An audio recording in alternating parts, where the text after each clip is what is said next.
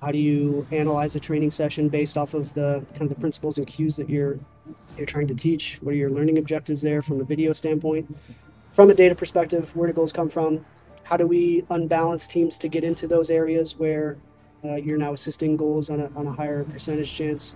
Like this past week, I was the lead analyst for our game against Houston on Saturday, while Rodrigo was prepping for a game this weekend against San Jose. Might send things down to the bench, or they might be looking through things on kind of the iPad on the bench, which has the tactical feed set up there. Any decision-making things, or just point out things that the opponent is doing that we're going to need to prepare for at halftime, and then creating that halftime playlist. So it's also kind of an interesting opportunity for the players post-game. You know, they're pretty caffeinated, they're pretty wired after a game with all the adrenaline, so a lot of them don't sleep on the flight back home after games, Yeah. which can be a good opportunity for them to like rewatch the game right there. All this kind of data now that we're getting and information, and can you translate it into individual player development?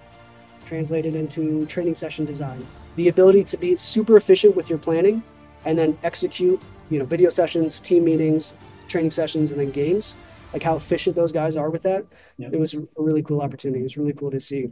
Hello and welcome back to the podcast, and today's guest is John Elsenbast. So John is currently the head of video analysis at MLS side Seattle Sounders, and as well as his role at Seattle, he has in the past worked with the under-20 men's USA national team also as an analyst. So in this conversation, we speak about how John got started as an analyst, and then we dive deeper into some of the different roles and responsibilities of John's positions. So this includes delivering presentations to both players and the coaching staff, and then also working with academy players and first team players and the differences that arise there. So we then also go a little bit deeper into the day-to-day of what John actually gets up to. So this goes from post-match, working towards another fixture, and then what actually goes on a match day as an analyst within the MLS. So I want to give a quick shout out to InPlay Online, who are sponsoring this video. So that is a cloud-based video analysis solution. More on those guys later. And I want to quickly ask you to subscribe to the channel if you haven't already done so. And if you do find value from this video, please consider giving it a thumbs up. So without further ado, let's bring John into the conversation. John, welcome to the podcast. How are you doing today? Excellent. Thanks for having me on. Amazing. No, I'm really, really pleased to have you on. Thanks for taking the time, John. And I'm interested to hear the role of an analyst from the perspective of the MLS. So you are the first of a couple that I've got coming on from MLS analysts. Other couple you might probably know, to be honest. But it'd be good for the viewers and the listeners of the channel to see what it's like in your league, basically, what you do differently potentially to the guys over here in the UK. So what I will do first, John, is pass it straight over to you to give yourself a little bit of an introduction, who you are and what you're currently doing within football or soccer, as you probably want to call it. We can use football. We use both over here. Then we don't make a big deal of it. I know sometimes people over there do, but no, my name's John. I'm the head of video analysis for the Seattle Sounders. Been at the club for a little over 5 years now. Just a little bit about me. Been at the club for 5 years, been in Seattle, live with my partner, Allie, and her dog. So we get to enjoy some of the mountains and some of the hiking that we have out here in the Pacific Northwest. So really enjoy that landscape out here. Never quite get used to it. You know, it always kind of catches you off guard how beautiful it is out here. Really enjoy it. Love to bake. I love baking things. I got a massive sweet tooth. So Nice. love baking things, get to decompress and bring some things into the office and share with people. So pretty simple guy, but ready to kind of talk a little bit about MLS and analysis over here in the States. Nice, perfect. You would so do you take whatever you bake then, John? You take that into the coaches and the other analysts into the club, because you would have been. I'm sure you go down well there. Yeah, I try to buy as much goodwill as I can so that when I'm using it up during the week, you know, I'm still on the good side of things. Yeah, perfect. Nice one. So, okay, following on from that, then, so you've been at the club 5 years. You've had a couple of different roles, which we'll get into. You know how that's changed from when you first joined the club. Just for those that maybe don't know the MLS too much, you're competing in the Western Conference. You're 5 games in at the moment as we're recording this. So you played yesterday, I believe you played yesterday.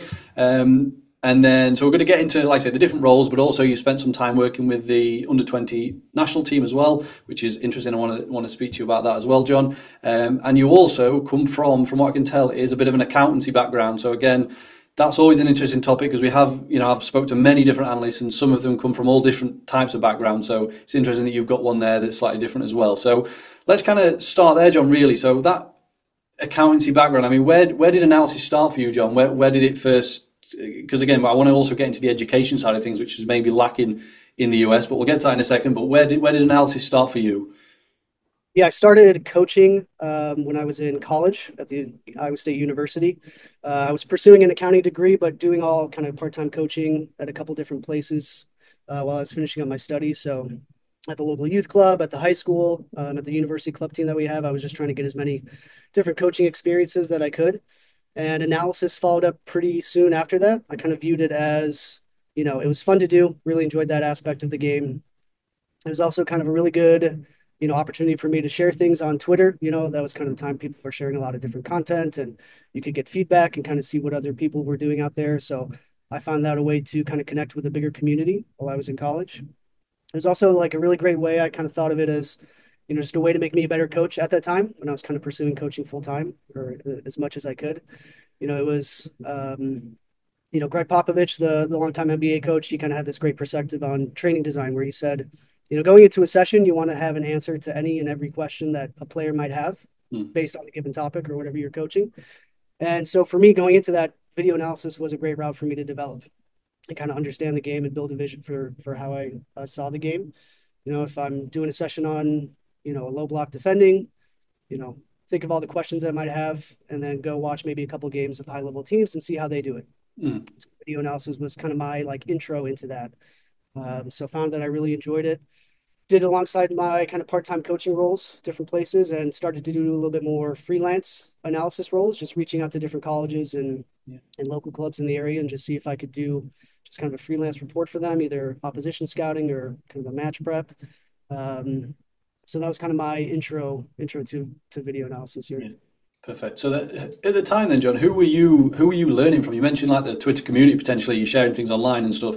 Again, I'm just comparing it to the pathway in the UK. So it would typically be, you do an undergraduate degree that would have a module maybe in the second or third year. You then kind of focus on that. Some people then do a master's in analysis.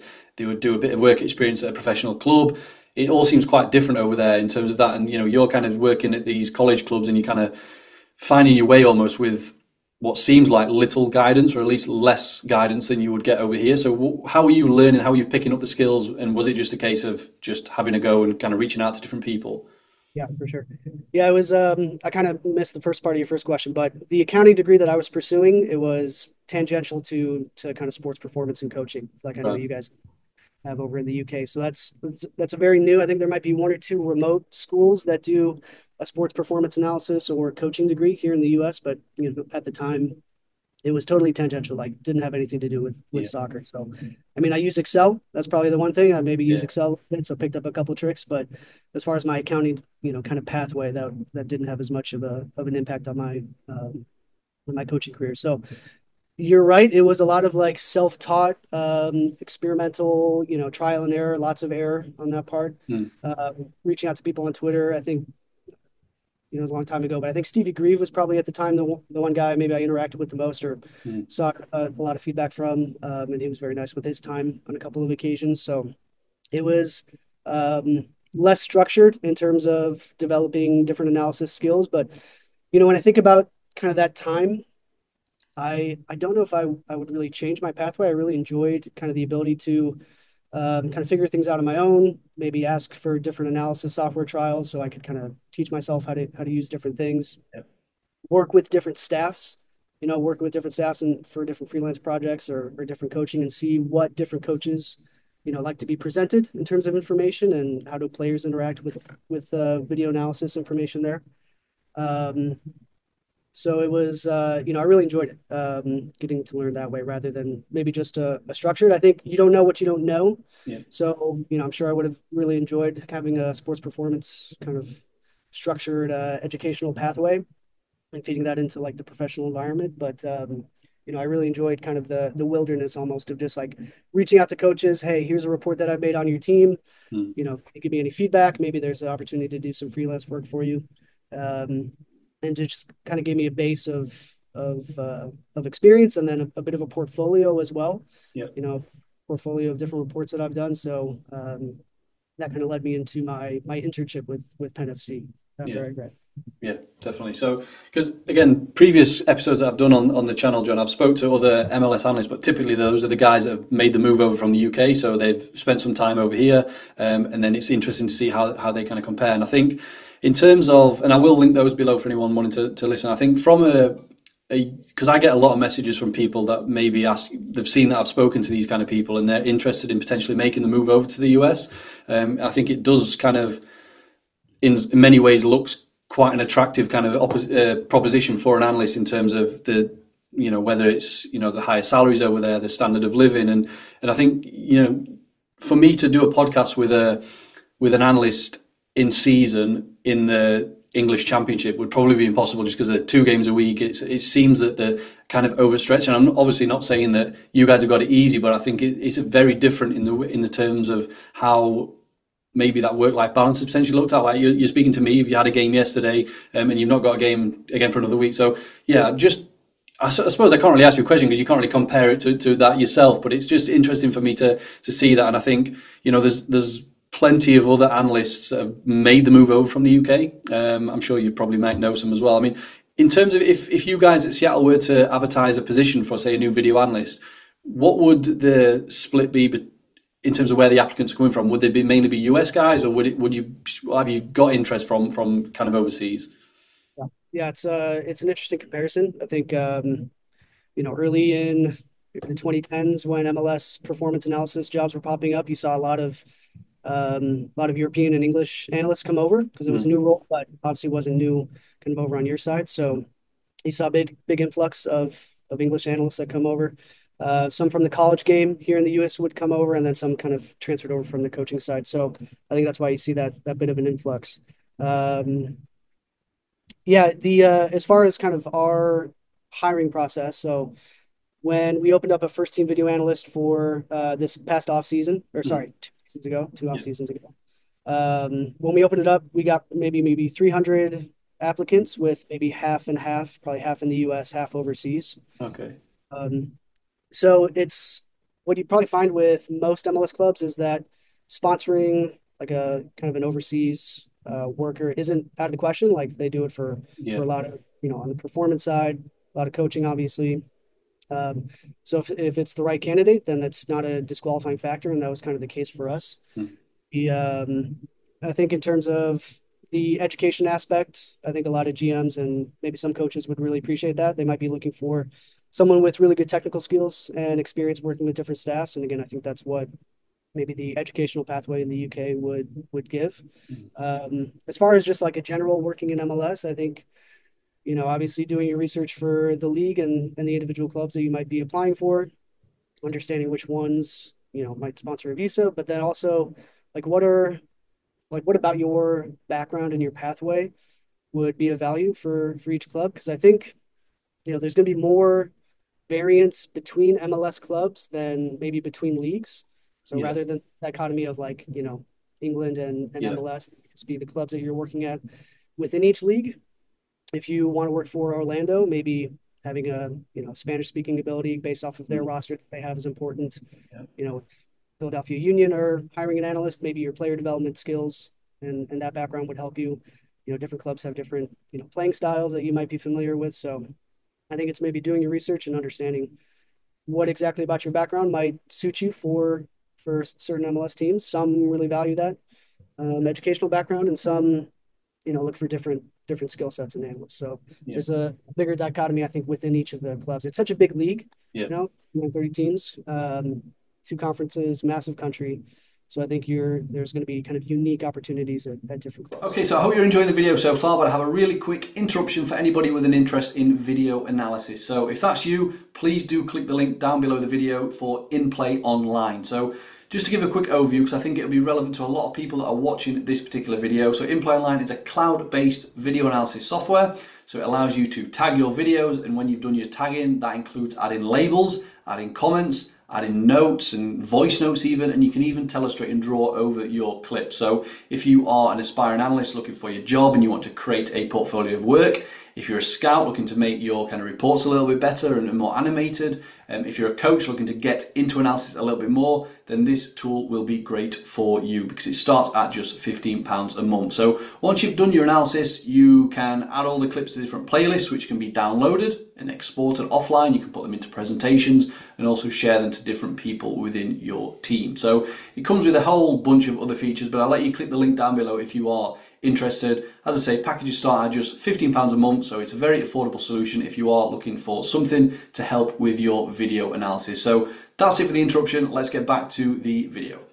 So I just want to kind of draw a little bit more on your coaching experience then, John. So you mentioned when you first started, coaching was kind of the avenue you were kind of going down. And firstly, in terms of your coaching qualifications, did you take that far, or was it more transition straight to analyst? Because again, that's almost a debate as well, which I hear a lot of. Should analysts have coaching qualifications? Do they need to be able to coach? Is that important? And if so, what do you think about that and how that's maybe benefited you from doing a bit of coaching? Yeah, that's kind of the advice that I give to a lot of analysts who maybe seek some advice is I would do as much coaching as possible. Again, thinking about my kind of pathway, that was one of the biggest growth areas for me was the ability to, analyze the game to design a training session, select different moments of the game so that the session design really matches the kind of the phase or the principle that we're working on, delivering the message to different audiences. So working with, boys and girls, different age groups. I worked from like U5 to, people in the early 20s when I was doing my coaching. So being able to tailor messages to different audiences was really important. So I found like the coaching experience for me made me a much better analyst. So if you have the opportunity to do it, I would pursue that, for analysts who are trying to kind of develop their skill set. It's going to make you a much more well-rounded analyst. I think, especially with how new technology and AI is impacting video analysis. You're always going to need maybe an analyst who can translate data and video analysis insights into player development or into kind of coaching terminology. So that was a really big, really important for me in my growth. So I pursued my coaching licenses when I was in college. I kind of did the grassroots licenses here in the US. And then by the time I graduated, I had my D license, which I think maybe that'd be an FA level 2, Yeah, maybe for you yeah, guys. And then again, after I had graduated, and maybe we'll talk a little bit more about it, but I got an internship with a professional club out in Pennsylvania, and again was pursuing more coaching and video analysis roles. I continued to go kind of through my coaching license. So I currently have my B license. I've been applying to get on my A, so I would certainly recommend that to an aspiring analyst. yeah, cool. Because I think one role that we are seeing, is particularly over here in the UK, is the coach analyst role. I don't know if that's a thing over there much, but it seems to be that kind of hybrid. And as you kind of alluded to yourself there, John, like the role of the analyst is changing, whether that be with the help of technology, but also just how tactics and things change and innovate. So yeah, I think the role is definitely changing. Do you have that position of coach analyst specifically over there, or would it just be called something different? Or At as far as titles, I think maybe Sam Green at the Galaxy, he might be a coach analyst. I think Rohan and Charlotte FC, I think he's a coach analyst. So there's like a couple where that's the actual title. yeah, As far as actual like job descriptions and what people are doing day to day, I think you would find a lot of analysts and MLS who are doing that. yeah, yeah, Either they're doing video coaching with video sessions with players. They might have a small on-field role, whatever it may be. But you're also just finding assistant coaches who now are coming through with more video analysis yeah. like experience, and maybe not as that specific role, but they've just, with how technology has been around for the past, 15, 20 years, they're comfortable doing it. So you kind of have to expand your own skill set and your own job description as an analyst to make sure that you're adding something valuable, something unique.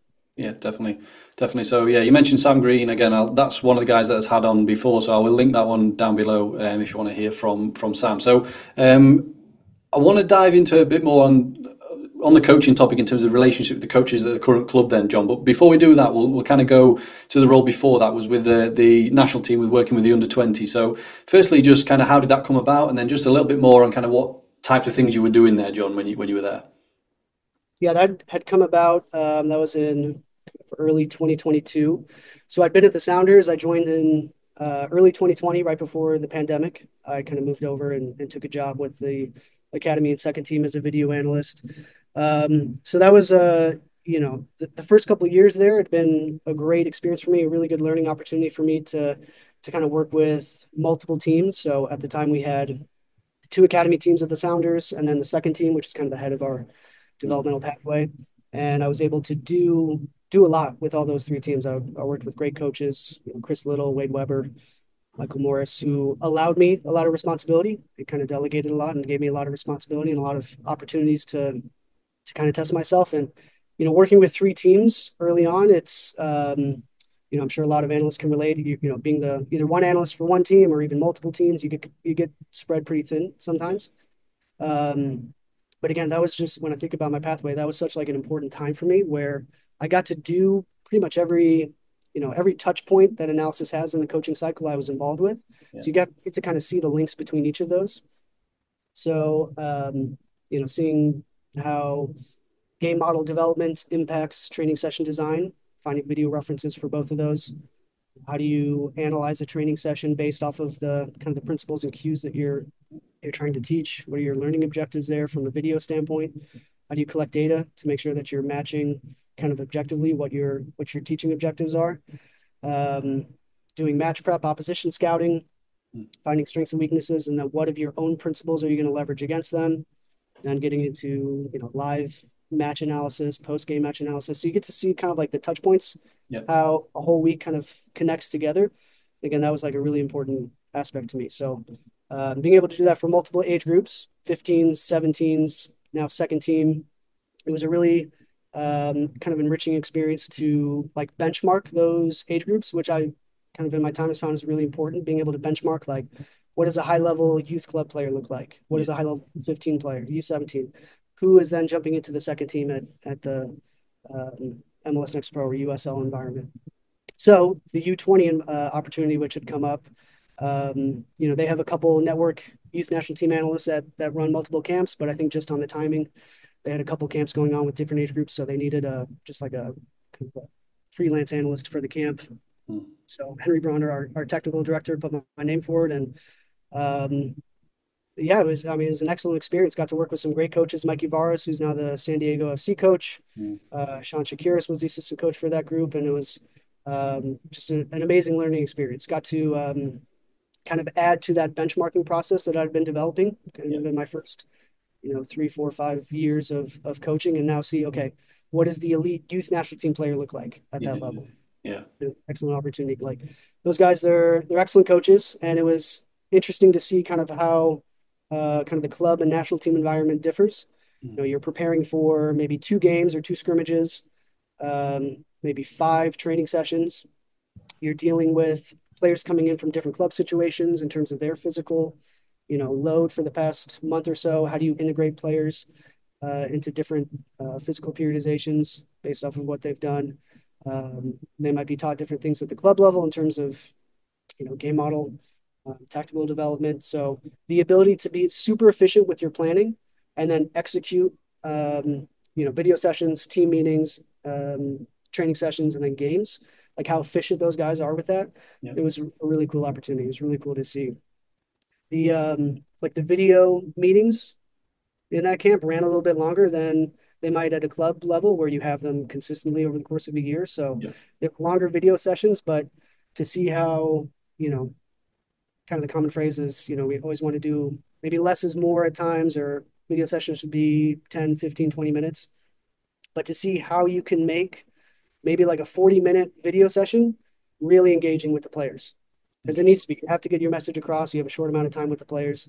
Can it be a little bit longer, a little bit more in depth, but different tactics to kind of get players engaged and make sure that it's not just a 40-minute lecture or Mm. whatever it is. Yeah. So kind of opening my eyes. It doesn't have to be like, not every video session is okay, go into a team auditorium, 15 minutes of video, lecture, boom, we're done. Yeah. Maybe it's a longer video session. Maybe it's just a little conversation in the hallway. Hey, here are two clips from training that we talked about. Mm. Boom. Yeah. Hey, did you see this high level clip from a game, this weekend? Just like getting in as many interactions you can with the players in different interventions. So it was a great opportunity. I really enjoyed it, and I was lucky enough. I had the opportunity to go to like the CONCACAF qualifying for the World Yeah. Cup for that Nice. cycle. Yeah. I had it was kind of a new experience, like juggling a full-time job with the club and a national team. So I wasn't able to go, but I was able to do some remote work Yeah. for the rest of the cycle leading up into the World Cup. So really enjoyed it. Got to connect with some great coaches and kind of see high-level players in that environment. So it was an excellent experience for me. Nice, very nice. So again, I wanted to, you mentioned some of the differences there, but maybe more so on any more differences between working with a young player to a first team player. Because again, I've done both roles. I've been an academy analyst and a first team analyst. And again, some people will also listen that have done them, but others want to maybe move from being an academy analyst to being a first team analyst. So what can you kind of say on that regard, John, whether what's different, maybe things to think about when you, if you are looking to make that transition as an analyst? Yeah. Yeah, it's an interesting question. Obviously you kind of start with how you tailor the information to kind of younger players and make sure that you're packaging it in a way that meets them where they're at in their kind of learning stage. Um, you're also kind of at again, we start at U15 full time. We have kind of training groups at U13, U14. But when you're interacting with those players, you're more so kind of teaching them how to analyze themselves. So they're learning how to make their own clips, what they need to be looking for, take kind of the cues and the kind of the teaching moments that they've had in video sessions and training sessions, and now they start to look for that on video, where they then learn how to analyze themselves, and then you start building in kind of 2 and 3 man relationships. And I think at that maybe U15, U16 level, Yeah. it's really what you want to focus on. As you get into U18, second team, maybe adding in more team tactical principles and then how that positional or unit relates into that. So you know, the tailoring of information obviously is really important. Kind of the selection of clips is also something that we've thought about, like using clips of our U17 team to show our U15 team Yes. Yeah. maybe a high level, best practice, or this is a good reference clip for Mm. whatever the principles we're working on. We use maybe academy, second team, sometimes first team clips for sure. We found sometimes if we use like super high level clips as a reference, it maybe for some players seems a little bit out of reach. Mm. It's a high level clip for a high level player. This is the behavior that we're teaching, but maybe whatever, that's a Premier League player or World Cup player, whatever it Yeah. is. It might be a little bit out of reach. But if it's from a player that they've trained with, they've played with, they interact with, if they see that player, performing that action at a, higher academy level or second team level or first team level, I think that holds a lot of power. Yeah. So being kind of really cognizant about the clips that you use for that. Um, as far as, and, from that perspective, with the first team, we pretty much only use our own clips, our own Yeah. reference clips, like best practices or whatever we're working on. Always try to find something that we've done before rather than high level. We do that sometimes, maybe earlier in the week. Mm. If it's a -4 or -3, and there's maybe a defensive structure that we're working on that we haven't worked on before. Sometimes we show like high level teams kind of performing that, but it's again mainly our own clips. Though as far as like the differences between first team and academy players, like as people, honestly, my first thought is there's not that big of a difference. Mm. People might be surprised. Like if you're a high potential, high performing elite academy player, um, some of this you're pretty similar to kind of a first team player in terms of your drive, your motivation. Mm. Uh, the players that have gone through the most from academy to first team level and kind of our environment here are the ones that are engaged with video and self learning any way that they can. So they're very driven individuals. Maybe with the academy players, the motivation is a little bit more like explicit. They want to make it to the first team. That's kind Yeah. of why they're here to develop. They want to Mm. make it to the first team and potentially beyond. With first team players, it can be varied a little bit more. Some of their motivation or some of their, what stimulates them. Um, it could be for playing time. They're competing with a player within the squad for playing time. Could be a contract year. Mm. Maybe they really need a good season this year so they can either get a contract renewal or offers from another team. They might want to push on to another team overseas if they're, a developing player. They might have family issues going on. So there are different ways where you can like engage them personally. But as far as like from a motivation and performance standpoint, I would say they're fairly similar. Okay, so if you've made it this far into the video, you must be enjoying the content. Either that or you have simply fallen asleep. So whichever one of them it is, you probably won't mind me asking you for a quick favour. So as you know, I'm always looking to grow the channel. So the bigger the channel gets, the more people we can reach and impact, but also the bigger and better guests we can invite onto the channel to have these types of chats. So with that in mind, if you haven't already done so, I would very much appreciate it if you did hit the subscribe button down below the video. The stats are showing around 25% of viewers are subscribed. So there's a big chunk of you that are watching the videos, but you haven't yet hit the subscribe button, but I will let you off because you can do it right now. It's free and it literally takes 1 second. So if you go down, click the subscribe button, it would mean a lot to the channel and help the channel to grow. So that's all for now. Let's get back to the video. Yeah, I think the point you made about the clips being relatable, you know, showing a U15s clip, some, you know, under 17s, I think that's the next step that they need to get to. Obviously, they want to get to the first team, but they have to go through the stages. So I think that's really important. That's an interesting point that you make. And I suppose as they get closer to the first team, you would almost, at least in my eyes, kind of try and replicate what they would if they're a year or so away from the first team, rather than them stepping up to the first team and it being all different in terms of their responsibilities and roles when it comes to analysis, whether it be presentations and meetings. You kind of want to try and get them used to that before they then transition to the first team, I would say. But yeah, no, really interesting points there, John, on that. So in terms of, again, I got the dates wrong with you there. So the national team was done as you were already at the Seattle club at Seattle. So you joined as a developmental analyst, as you mentioned, and then from there, again, I'm going from your LinkedIn profile here, John. So you've got the soccer methodology analyst as well, and then obviously in your current role as head of video analysis. So we've talked about the developmental analyst. So the one in between then, the soccer methodology analyst, what was can you just talk a little bit, what's different about that from what you were doing when you first joined, basically? Yeah, it was my first year, so I spent a couple years with the academy and second team. The soccer development analyst role came about when I joined the first team, so not last season, 2 seasons ago. It was, you know, the title for me was like an opportunity to make it officially part of my job, that I was able to work with our director of methodology, and team assistant coach Michael Morris, and kind of the technical staff throughout the club, in terms of like game model development, positional profile development, kind of best practices with video analysis throughout the club. So it was, you know, kind of a fancy title. It's kind of funny. So our GM was kind of about to leave to go to a different club at that time. So he had a lot going on. It was in the off season. So I kind of caught him at a good time, and I kind of slipped in the title and the job description that I wanted. And he kind of, you know, he agreed to it. So essentially it was a first team analyst role working under Jorge Garcia Valera, who's at NYCFC now. Yep. So mainly the same video analysis responsibilities that you would think of in the first team environment, but I wanted to make it officially part of my job that I was also involved with, you know, some of the kind of curriculum and game model development things off the field as well. Yeah, definitely. So then you're currently, as we've said, head of video analysis now. So I just want to kind of paint a little bit of a picture around the current coaching staff then, John. So in terms of which other analysts are part of the club, you know, how you integrate with the coaching staff. So can you just kind of set the scene a little bit with the other guys that make up the staff, really?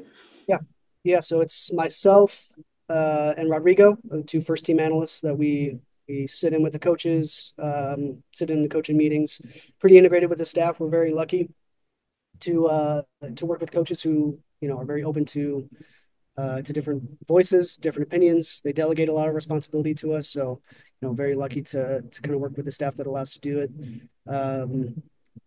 Andy Rose and Freddie Juarez and Preki. I'm not even going to try to pronounce his last name, but for those who know American soccer, you know Preki, the absolute legend. So those are the 3 assistant coaches and Tommy Dutra that we work with. So they are all, you know, fairly well versed with video analysis tools. You know, they do a lot of video analysis on their own.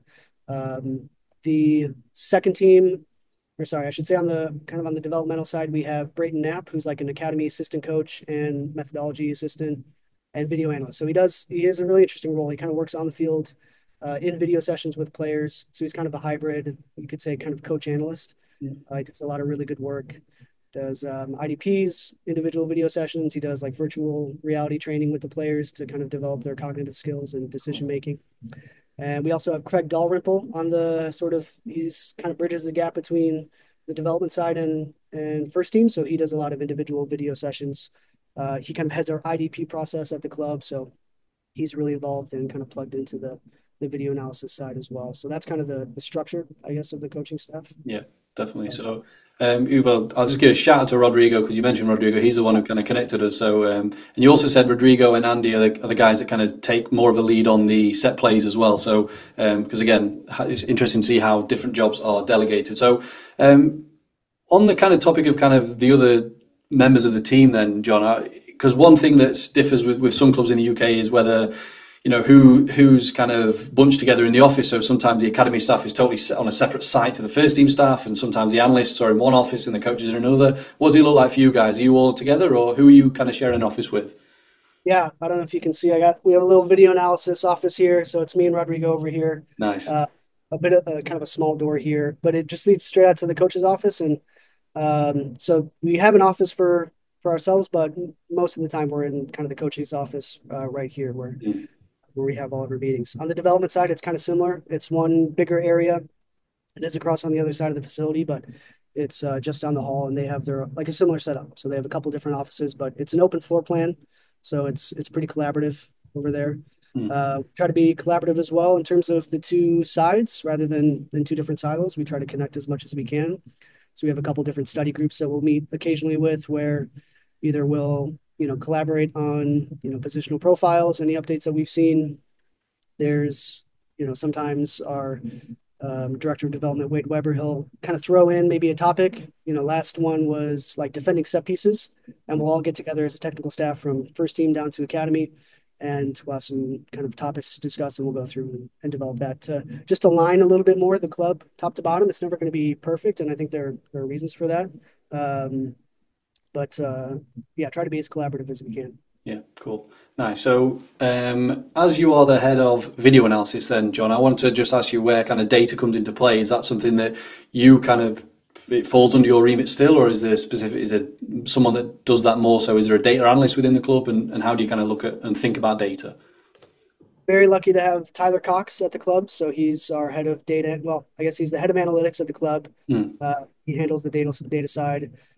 He spent maybe 7 or 8 years at Arsenal, so really experienced, and he does a lot. He's excellent. He does, part of his role is some of the post match and pre match reports that he sends out. Yeah. Uh, Pre match kind of at the beginning of the week, and then post match obviously after the game. But he has a really big remit all the way from some game model development stuff to a lot of recruitment, a lot of scouting and recruitment. He's involved with that. Yeah. He handles kind of the intake of Impact, our like third party data provider, which we've switched to this offseason, which has been excellent. Mm. So we're very lucky to have Tyler. He handles kind of um, the the dissemination of data throughout the club. Yeah. As far as kind of how we interact with it, it's great having. Well, I'll step back a little bit. So from a club perspective, we've had Ravi Ramaneni at the club, kind Yeah. of in the early 2010s. I'm sure most people have heard of him. So he was really influential in terms of making data an important part of the club, Yeah. both in terms of decision making and club development. And so, his sort of work that he did in terms of where chances and goals come from was a big part of like the foundation for our curriculum and teaching on the development side. So kind of the prime assist zone that he's come up with, which, I'm sure most or quite a few clubs use now, allowed us to work back. So from a data perspective, where do goals come from? How do we unbalance teams to get into those areas where you're now assisting goals on a higher percentage chance? How do you build up from the back to make sure that you're arriving in the final third with the structures and the numbers that allow you to get into those zones? And so from like a data perspective, he was influential in terms of making sure that we were, you know, using as objective a measure as we could to make sure we were developing players for the high level demands of the game. Um, from there, then now you know, we use a lot of the impact data and Tyler's data in some of our annotations that we deliver to the players as well. Yeah. So if we're doing like a match day -4 and we're showing some clips of the opposition or we're going to be playing on the weekend, we might just use little chunks of his data in the annotations or highlighting certain players. Maybe this team progresses from through this player into the middle third the most. And that's just a little thing that you can add in the video that will stick with the players. They'll have a little higher recall rather than just saying it verbally. Yeah. So we try to use a little bit of that. We have these dashboards again that he's kind of come up with that he's, using our impact and previously StatsBomb data to make sure that we have like IDP dashboards for players. So after a game, they have numbers that are kind of relevant KPIs to the individual phase and their position, so that he has kind of an objective just kind of a touch point or a starting point for analysis. It's not the end all be all, especially on a game to game basis, but it's a really good kind of reflective, you know, way to have like an objective benchmark or an objective like reference point for a player's performance. Sometimes a player comes off the field thinking, man, I didn't have that great of a game, but if you look back at the numbers or the video in conjunction with it, then actually it was pretty good, or vice versa. Yeah. So try to have as much data kind of in the coaching cycle as we can, but always joined with video to make sure that we're kind of bridging the gap there. Yeah, definitely. So you mentioned and referred to kind of minus match day -2, -4 in the conversation so far. So I want to kind of drill down a little bit more on that, John, in terms of what a average week looks like for you. So we'll start with post match. So you played yesterday. So what happens? What are you thinking? What are you doing from that full time whistle? Throughout the rest of the week. Then, if you can kind of go from yesterday when the game ended. Yeah, I'll actually start at the beginning of the season, which might be a little bit more closer to Yep. line with what um, analysts overseas are working with. But we were in Champions League Hmm. early in the season, so that was like a Wednesday, Yeah, Saturday yeah, kind of. So that was a little bit more ramped up in terms of the turnaround time. It was kind of the same cycle, I guess, the same cadence of video, but rather than having a day off or occasionally 2 days off after a game, you're now presenting clips on the game the next morning. yeah, Uh, in now we've kind of progressed into like a Saturday to Saturday cadence. Um, so we played Saturday. We played 2 days ago. So kind of the next day off, you maybe will try to get as much done kind of at home as you can in terms of getting the goalkeeper clips uploaded, doing all your post match labeling. So we live code the game, and then post match, whichever one of us, Rodrigo or myself, whoever's the lead analyst for that week, we'll do kind of our individual player tags and then principal labels. So we go through when we live code, we code for player events, we code for obviously game events in our phases of play, and then after the fact, after the post match, is when we'll do all kind of the labeling and make sure we give like a kind of a foundation of information that we can use to either look for clips or run different reports off of it. So post match the day after, get as much done as you can in terms of that post match stuff, so that the on the +2, so that'd be kind of today from a Saturday game on a Monday. Um, you're now focusing a little bit more on the kind of the opposition clips that you're going to be showing. hmm. Because on a -4, what we've done recently this year is on a -4, we'll show kind of a mostly match review of the previous game, and then we'll finish with maybe 5 or 6 clips of the opposition, just to kind of prime them a little bit for what they'll be seeing later in the week. Yeah, It allows us to make sure that our -1 video session isn't quite as long. So the -4, occasionally a -3 will show some opposition clips, but usually that's more of kind of our own clips before training. hmm. Uh, that way the -1 can be a little bit more solution based, a little bit more precise. So that's the -4 and the -3. The -3, -2 will do the majority of our or sorry, -3 will do kind of the majority of our like individual meetings or unit meetings that we'll Yeah, do. Um, and then I think we said that the -2 will do the opposition scouting. So the what having myself and Rodrigo allows us to do is kind of work a week ahead with the opposition scouting. So we kind of take turns in terms of who is like the lead analyst, you would say, for the yeah, week. So like this past week, I was the lead analyst for our game against Houston on Saturday, while Rodrigo was prepping for a game this weekend against San Jose. So he was spending his time, doing opposition scouting to kind of come up with like a video package so that before the game against Houston this Saturday, they now have like a kind of a playlist of clips and data that they can look forward to kind of the rest of the week or in these couple days following the game. Um, so when we flip flop like that, the training session analysis then is taken by that kind of secondary analyst, the one who's looking a week ahead. yeah, So they would live code training sessions for player events and our exercises and any principles. And then they'd be making like training session highlights or training session analysis videos that then get played to the players throughout the week. yeah, Bunch of TVs here. We have 3 TVs in this room, which is a little extravagant, but we have a lot in the facility, and so we're able to kind of show a lot of different types of content. yeah. to the players and kind of broadcast it to them. So we get to like kind of piecemeal Rodrigo and myself the kind of the video analysis remit for the week, but having two of us really allows us to kind of like work a week ahead and make sure that we're not rushed in anything. Obviously that changes a little bit. So like with the Wednesday, Saturday cadence that we had, we tried to do kind of the similar breakup of the responsibilities. The thing is, though, that there's less like proper training sessions that you have when your match fixture congestion is that condensed, which actually just allowed us to spend more time on match review, applying flexible labels, on making individual clips, on opposition scouting. So it was maybe the cadence was a little bit tighter, but I felt we actually managed it well in terms of being able to have the same amount of output and video analysis done. Yeah.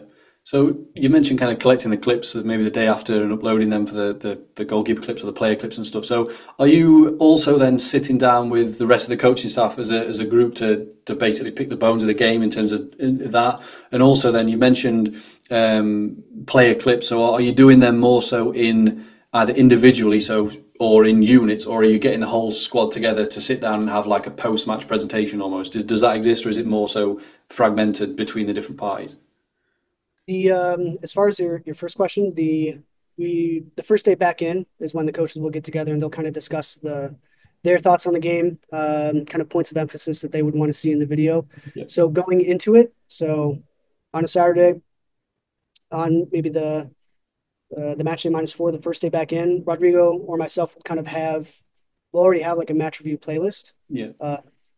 First of all, like points of emphasis going into the game, making sure that we're reviewing what we trained in the week previously, what was the point of emphasis in the game, how did that play out, what are the learning moments and opportunities there. Then we'll also just kind of have within each phase, our own kind of our own analysis on how each phase went, and then any positive or negative teaching moments that we can pull out from each of those. That way, when we come to the match review, which Brian takes the lead on, we should have our base of, again, what we worked on previously, what the points of emphasis were, but then also if anything that a coach has seen in their own analysis of the game, if they bring it up, we should have a good an easy way to kind of retrieve any of those clips, or maybe we'll be thinking about the same clip, so we should already kind of have it ready to go. That's what having a really thorough like post-match labeling after the game really allows us to do. We can really kind of drill down on specific moments that a coach might be thinking of, or kind of certain reference clips that they want to show. So that's kind of the match review process, and they'll kind of do that on the first day back. We get in 7:30, and then present to the players at 11 and 10. Getting my hours mixed up already. Daylight savings time. We present at 10, and then they go out and do their training session. As far as like the individual clips, they can access that clips for training sessions and games within their kind of positional unit. Some players will look at it, some won't. Some kind of use it as just like a way to reflect on their own performance. Some just like to watch the game kind of as it is. They don't necessarily go through their individual clips. So we find that it's actually like a really good starting point for any like ad hoc individual analysis meetings that might want to come up. Like either a player has an idea of something they want to improve on. A coach says, hey, can we really want to work on, the wingback's body shape and how he deals with intercepting, changing the point of attack passes. Yeah. So with that, we have a base of individual player clips that we can immediately go through, and we can have, really kind of bespoke and key moments to use as a reference, rather than like, okay, I got to go through the game again and I got to pull out these moments where he's in this third, in this phase, defending this type of moment from the opposition. So again, it's like an important part of an analyst's job is like doing all of the groundwork and all the work on the front end, so that, in that off chance that a coach asks for something specific, you have already a base of information that you can pull from. Yeah.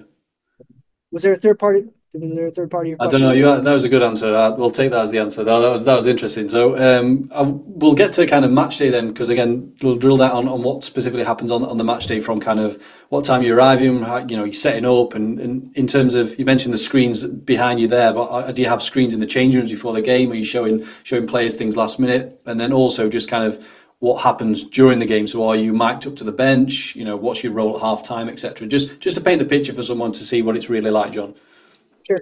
So with MLS, this, after this Apple deal that we've had, a lot of our kickoff times are pretty consistent. It's like a 7:30 p.m. kickoff time. Yeah. So usually get to the stadium maybe 3:30 or 4.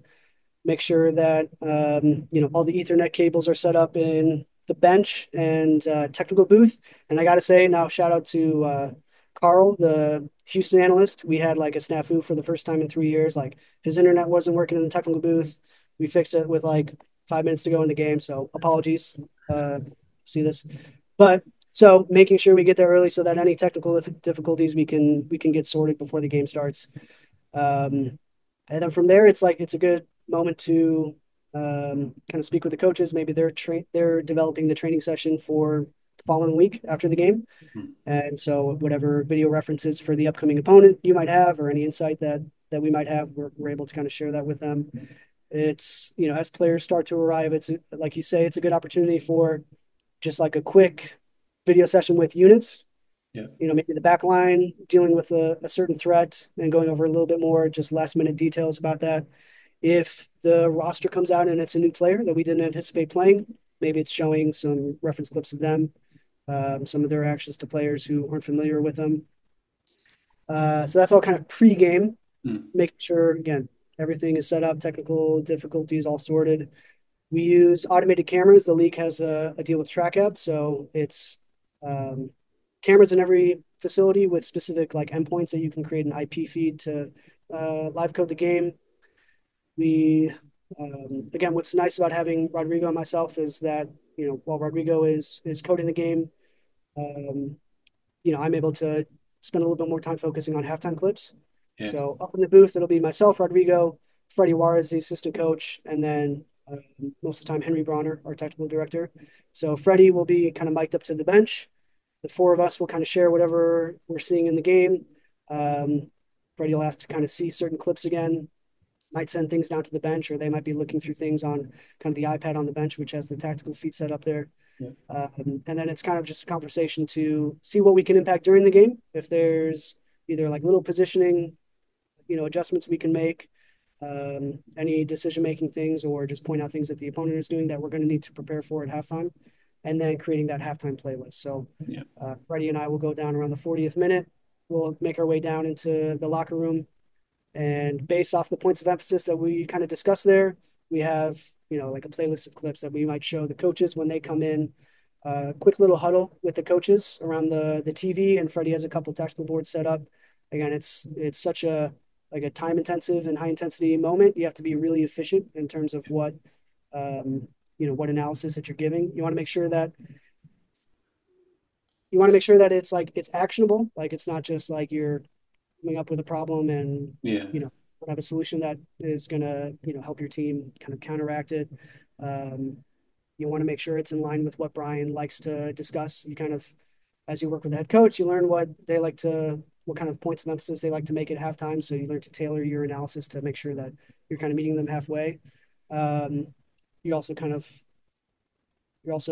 helps, like, again, knowing how they see the game. It's okay to have like a different opinion, but knowing how they see the game and what they're going to pick up on, because nothing's worse than coming into halftime and showing a clip about a problem and it's like it's not even close to the problem that they had identified as kind of the crux of what we need to change at halftime. But which has happened to me more than a few times, but you learn from it. So but anyways, Brian gives us halftime talk, and then myself and Freddie and the assistant coaches, like, we might just show video to individuals at that point. Some will come up, they might have a question. Some will be kind of directed by the coach. It'll be like pushed to where they have something that they want to get across to the player, and if they need video support, then I'm there to kind of help show the video to them. So that's pretty much it. And then we go back to the technical booth, finish up the coding, and then start our post-match process after the game. Nice. Perfect. So you mentioned Houston. Carl's hopefully coming on the podcast soon. We're just trying to get a date, so he should be on here soon. So I'll ask him about the technical difficulties that you had, John. So that was obviously a home game for you, but one thing that's quite obvious that from the outside is that you do the away games. There's a lot of travel involved, a hell of a lot of travel. I mean, just comparing it to the UK, I'm sure you've kind of got states over there that are bigger than the UK just by that one state. So there's a lot of travel for the away game. So out of interest, what is your furthest game, John? What will you have to travel to? Our final season of the game is away to New York City, NYCFC. So I don't even know. That's got to be like a 6 hour flight or something. Yeah, that's I don't know. Anyway, it's going to be brutal. Plus, like the time change. Well, I guess no, we're coming the other way. It's pretty tough for East Coast teams hmm, for trips. Like yeah, if New York were to come to Seattle, they play 7:30 local time, get done maybe 10 o'clock, hit the plane maybe 11:30, 12. So it's like a 6 hour flight for them, and then they get like a 3 hour time difference yeah, going the other way. So they yeah. probably get home like 9 in the morning. Hmm, So we're a little bit luckier, I guess, on the West Coast in terms of time zone changes for longer flights. But you're right. I think the only away trip that we bus for is Vancouver, which is hmm, like a 3 hour, maybe 3 hour bus ride up yeah, into Canada. So travel, it's part of the environment here. Players, for the most part, like they adjust to it. They grew up in the U.S. They're kind of used to it. It presents a lot of difficulties in terms of like physical prep and recovery. But as far as video analysis is concerned, it's actually a good opportunity to just kind of hold up in the yeah, plane and catch up on as much work as you can. It's also kind of an interesting opportunity for the players post game. They're pretty caffeinated, they're pretty wired after the game with all the adrenaline. So a lot of them don't sleep on the flight back home after games, yeah, which can be a good opportunity for them to like rewatch the game right there, yeah, either with myself or an assistant coach sometimes, or just they want to see some of their actions. They might have a question. So it's just like another opportunity to kind of build that relationship with the player and you know catch up on work. So it's a bit of a hassle, and it's tough personally, but like professionally, it's a really good opportunity to kind of just sit down and knock out some work. yeah, yeah, definitely. Yeah, it is quite crazy. I think I mean, Carl with the game, obviously he had to travel to you, and I looked at that before, and that's like if you were to drive it, it's like 30-hour drive or something like that, which to us in the UK, that's just mental. Like that's like a whole across the whole of Europe, like playing a foreign away game. So yeah, it's crazy that you have to deal with that every other game pretty much. So What would um, be like the biggest? What would be like the biggest trip for a club in uh, the the biggest probably kind of north, it's like a so I actually support my team's Sunderland, and we play in the same league as Plymouth, so that's really top to bottom almost. I mean, that's probably like a 6 7 hour drive maybe. But I mean, the team would fly, but yeah, in terms of the fans and stuff, they would probably drive or go on coaches. But yeah, that's pretty much as big as it gets, unless you're playing obviously European competitions and stuff. So yeah, for you guys to have a 6 hour flight to a league game is yeah, that's mental. That's crazy for us. But yeah, like you say, it's a good opportunity to everyone's together. You're on the plane or you're on the coach or whatever. Everyone's there together to be able to review clips and kind of. I suppose it's team bonding as well. While you're doing that, I suppose you're just away from your family a lot longer as well, John. That's probably the tougher thing. A lot of poker gets played, a lot of cards. A lot of poker, yeah. And you bring you bring the cakes and stuff. If you bake the cakes, so that passes the time, I'm sure. Nice. Perfect. So I wanted to ask you a little bit more on, you did touch upon it a little bit, but in terms of delivering presentations to the players, John, let's say we're delivering a pre-match presentation, whether this is be like -1 or whatever, like how long typically would you like a presentation to last if it is with the whole squad? Like you mentioned earlier on with the younger ones, they may be different, they may be longer. But in terms of the first team level, what's your kind of stance on that in terms of durations of the actual presentations? For like a team opposition oriented video session, probably around 15 minutes. We try to use as a guideline, Mm, maybe like 7 to 7.5 minutes of like video, which is then interspersed with different slides or animations, that we'll show. So I think when it's a little bit more directive and on a -1, you want to be a little bit sharper.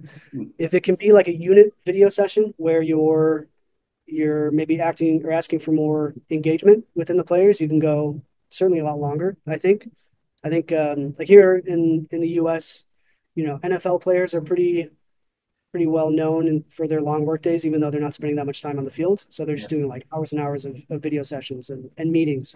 yeah, So I think sometimes maybe we can ask more of the players in terms of their engagement and their their mental overload. Mm. So like a unit session could be maybe 30 to 45 minutes. Again, if you're making it engaging, if Yeah. you're asking certain questions, kind of soliciting feedback from them, you can definitely go a little bit longer. Um, Individual sessions kind of similar. And for those ones, again, it also kind of depends on the player. If you're doing an individual session with the player, understanding kind of what's the science and what's the art behind engaging them. Are they a player where, you could show a clip and then you ask, okay, what do you think? Which is super generic, really open-ended, Yeah. and you could talk for 3 hours. Yeah. Uh, you know, Yeah. or it's a player that it's something like in their IDP that you've been working on, so they understand like what cues to look for, and you ask what do you think, and they immediately attach to like what are the kind of learning opportunities there. Yeah. Some players are different. Some players you need to coax it out a little bit more, depending on where they're at in their learning stage. You if it's a younger player or kind of a player that's again early in the learning phase of whatever you're going off of.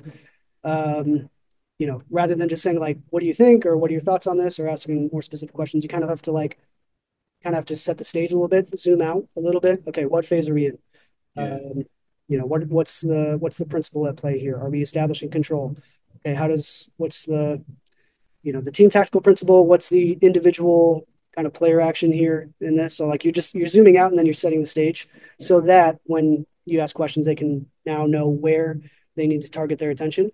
Mm. So that can all kind of lend itself to how long an individual video session is. So Yeah. there's no like one size fits all for video sessions. Again, team opposition oriented, maybe a little bit shorter, a little bit more direct.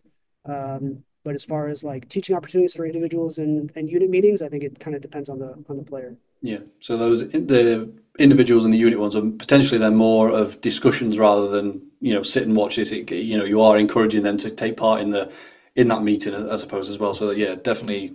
They will obviously be different kind of times depending on what's said and what's brought from the player. So perfect. So what I will ask you next then, John, is a little bit on kind of future trends, maybe any predictions in terms of how the role may continue to change. You mentioned earlier virtual reality, which you're potentially using at the clubs, so just things like that in terms of maybe things that you are looking out for or just taking note of that may kind of change the role further in the future. Yeah. I don't know if I have anything super interesting to say that I'm sure hasn't already been said before, like in terms of AI's role in automated coding, Mm.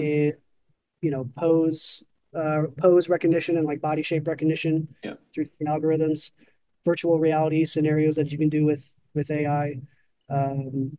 We spoke a little bit about how coaches these days are pretty well versed in terms of technology and video analysis, so you need to make sure that you're offering something different.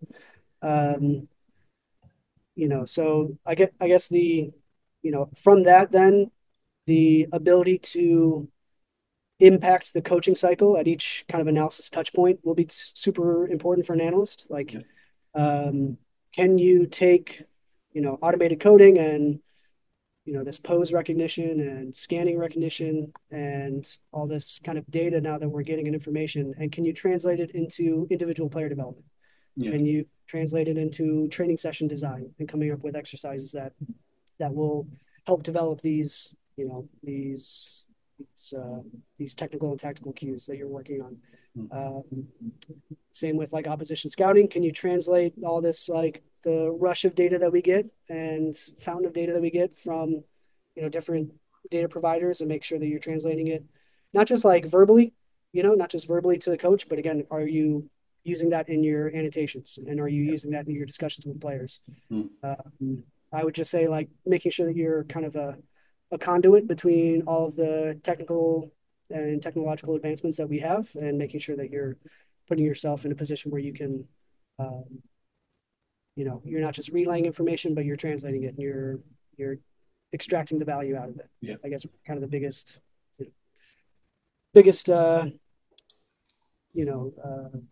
thing that analysts need to start kind of being aware of. Yeah, definitely. So just on the kind of topic of kind of future then, I suppose recently it was announced about the promotion relegation of the USL. I obviously might as well ask you about that, John, being over there in the States. So what's your thoughts on that? How do you think that'll affect things in the wider picture in terms of maybe it'll affect the MLS in any way? But yeah, just a little bit around that, John, if you can.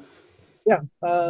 From like a video analysis perspective, first, I think it's interesting that we talked a little bit about the different pathways in the U.S. Mm. and um, from we talked about the early influx of British analysts and overseas analysts and analysts coming from the coaching space. What happened with the MLS academies, kind of in the early 2010s, was they developed or they were audited by Double Pass, Mm.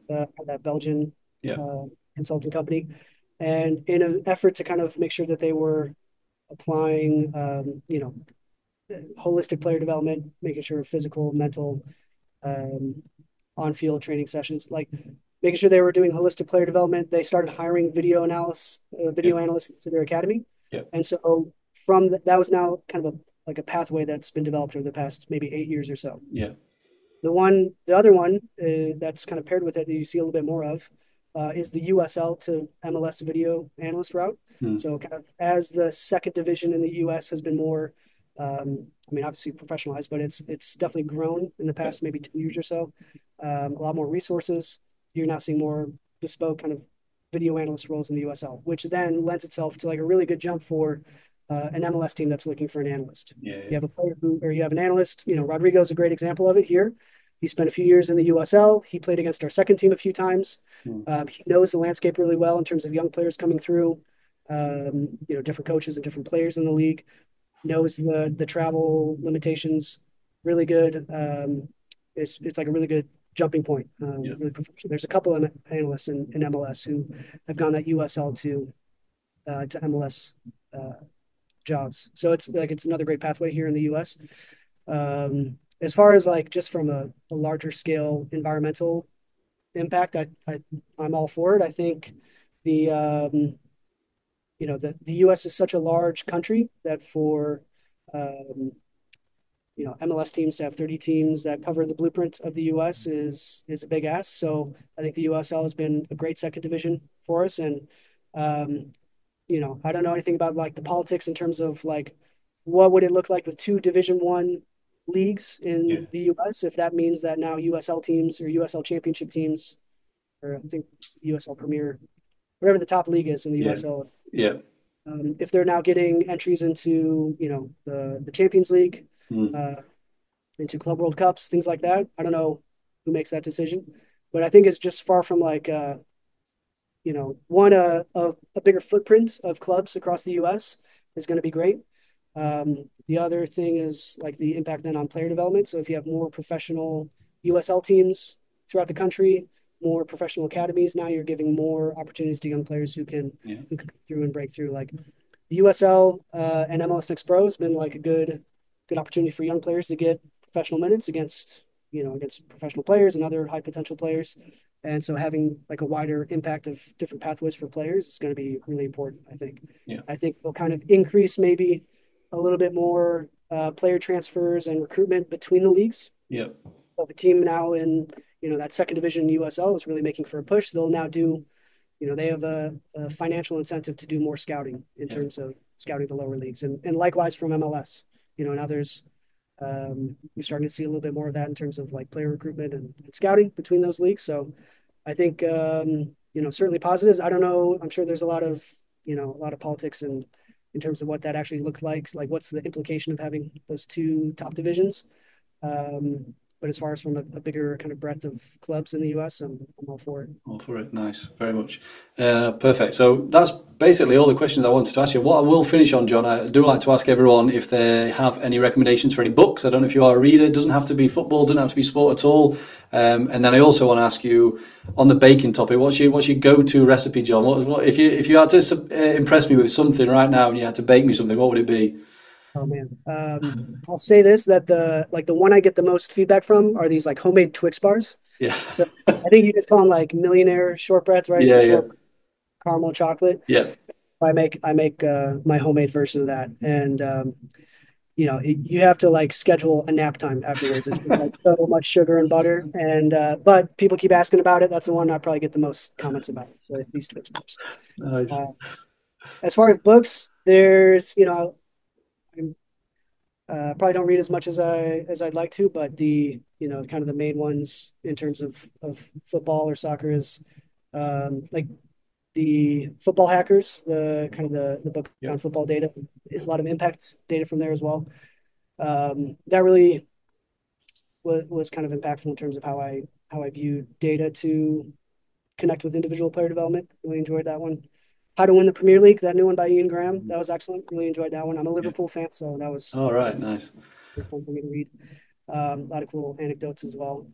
The the Soccer Under the Swastika was one I came across in college. I don't know. I haven't heard of many people talking about it, but No, I've not heard. just like an amazing kind of recounting of how soccer developed in the working classes in the early 1900s, and then the obviously the impact of World War II on it, and just some incredible stories about Mm. like perseverance and the use of soccer as a source of enjoyment and hope and safety as well. So, anyways, I really recommend that one quite a bit. Nice.